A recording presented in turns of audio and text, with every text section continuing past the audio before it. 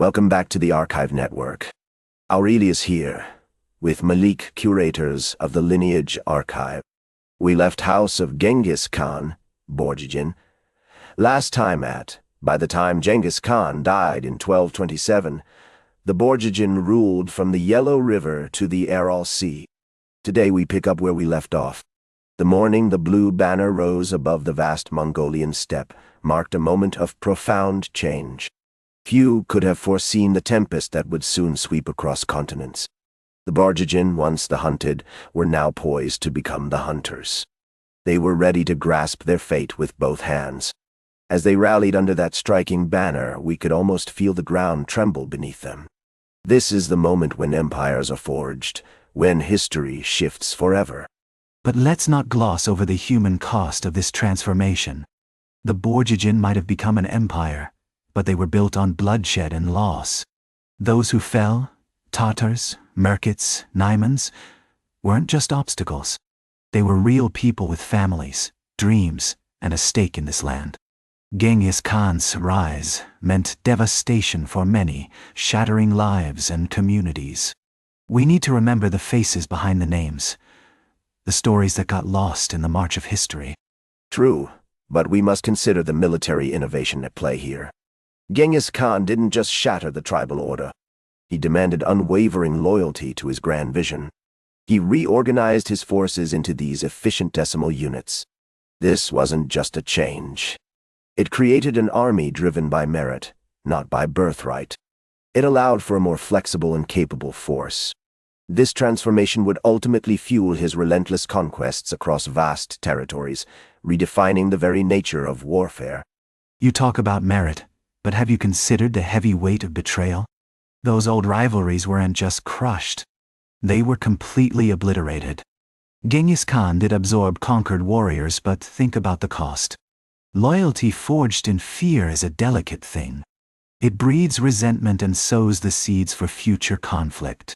Those who once fought side by side may turn on each other when trust is shattered. History isn't just about victories.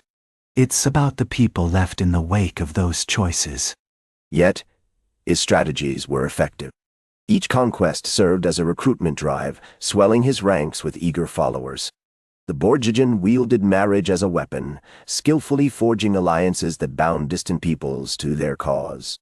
They understood that loyalty could be bought, and each union added strength to their empire. We see this throughout history.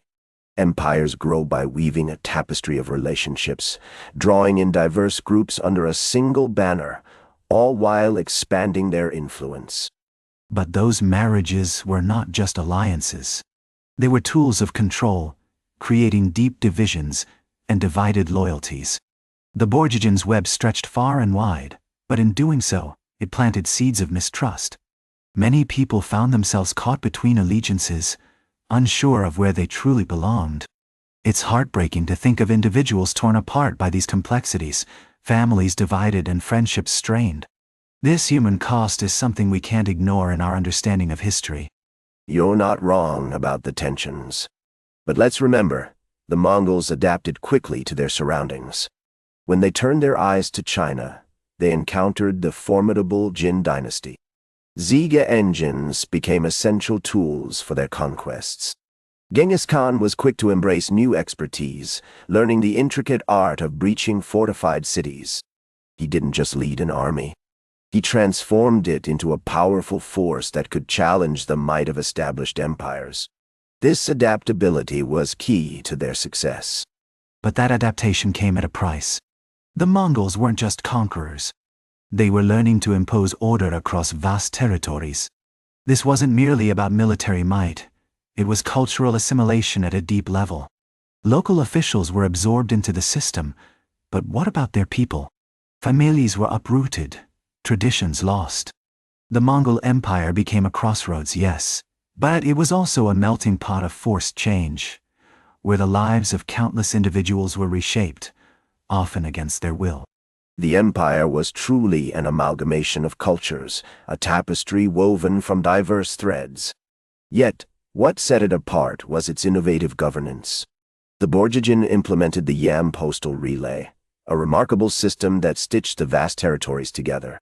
Orders could travel swiftly across great distances. This efficiency meant that communication became the backbone of their rule. When we look at this framework, we see how critical it was for maintaining control and unity across such a sprawling domain. An efficient system, sure, but it also served as a means of control.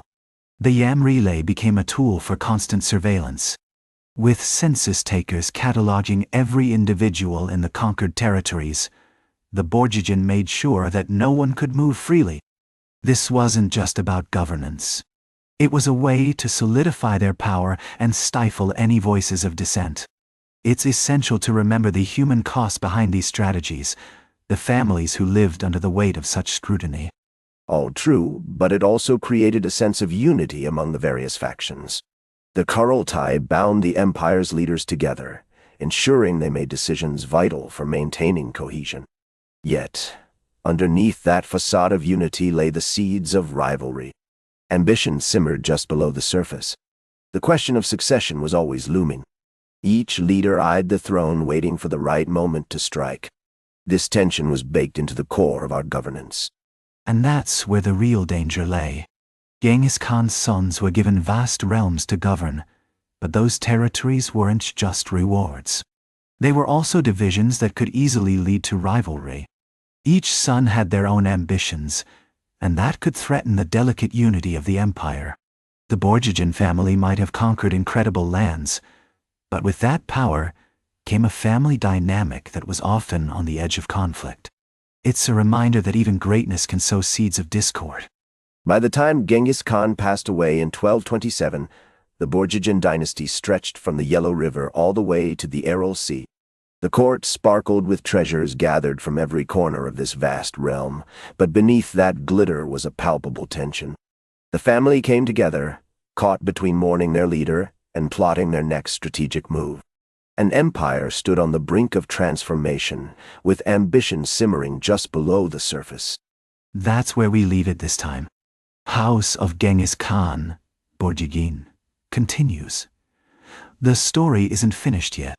Find the full series on the Lineage archive, part of the archive network.